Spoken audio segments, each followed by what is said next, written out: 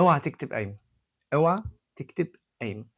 جهّز شقتك على قد مقدرتك، على قد احتياجاتك، على قد فلوسك، وروح اتقدّم لبنت الناس. يا والله يا جماعة أنا واحد مجهّز شقتي كاملة، مش محتاج منكم حاجة، مش محتاج منكم غير بنتكم، تمام، وهادفع مهر قد كذا، وهاعمل كذا وكذا وكذا وكذا، ومش هاكتب قايمة، والمهر بتاعي أنا هاكتبه في قسيمة الزواج.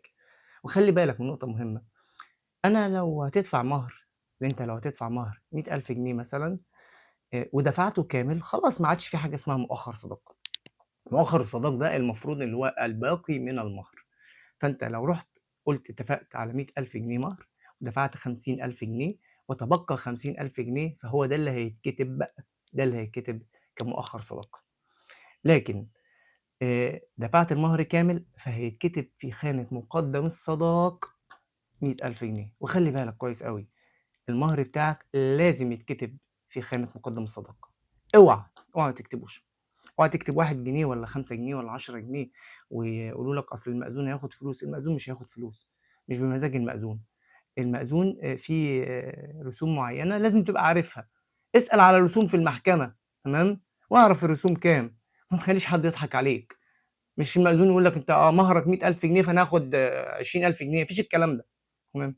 وفي نقطة تانية، ما تروح مش معنى إن أنت رُحت لحد ورفضك علشان مش قابل إن أنت مش هتكتب قايمة، يبقى خلاص هي الدنيا خلصت. لأ، في حد رفض، في حد هيوافق.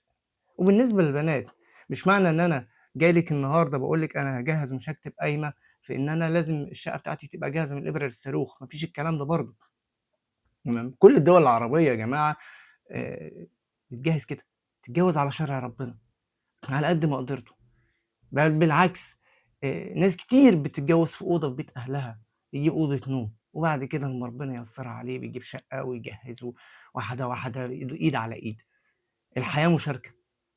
لكن إحنا عندنا القايمة دي بيستخدموها علشان يربطوا الراجل من رقبته، عشان يهدّدوه بيها.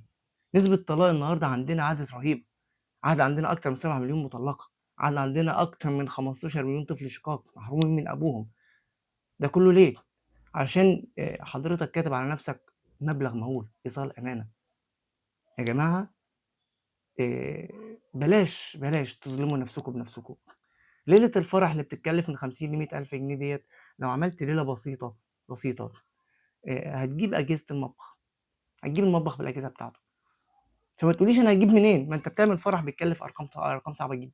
أنت بتعمل فرح بيتكلف كتير جدًا، جدًا فوق ما تتخيل، تمام. اصبر يا أخي، اصبر سنة، سنتين كمان. اللي خلّاك صبرت 4، 5 سنين وأنت بتجهّز اللي أنت بتجهّزه، يخلّيك تصبر سنة وسنتين كمان على ما تكمّل بقية الجهاز بتاعك. لكن ما تربطش رقبتك، ما تربطش نَفْسك. أنتم بتعملوا في نَفْسكم كده ليه؟ قبل ما تفكّر إنك تدخل خطوة الجواز وتقول لي أصل حق وليّة وحق ست، ما فيش حاجة اسمها حق وليّة. دَوّر على الشرع، اسأل وافهم. اشمعنى مصر الوحيدة اللي فيها القايمة؟ اشمعنى مصر الوحيدة اللي فيها القايمة؟ طالما القايمة دي من الشرع، طالما ده حق ست. لأ، هي القايمة ديّة لازم تبقوا فاهمين القايمة دي بتتكتب ليه. القايمة دي بتتكتب لأن الست بتجهّز معاك.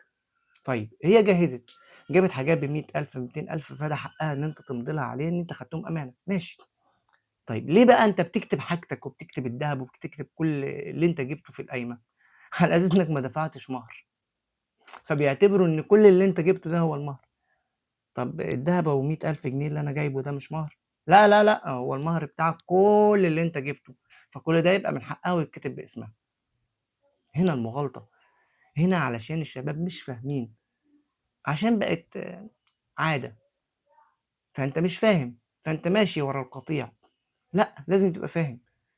حتى لو هتكتب قايمة، فأنت تكتب حاجتك كلّها ليه؟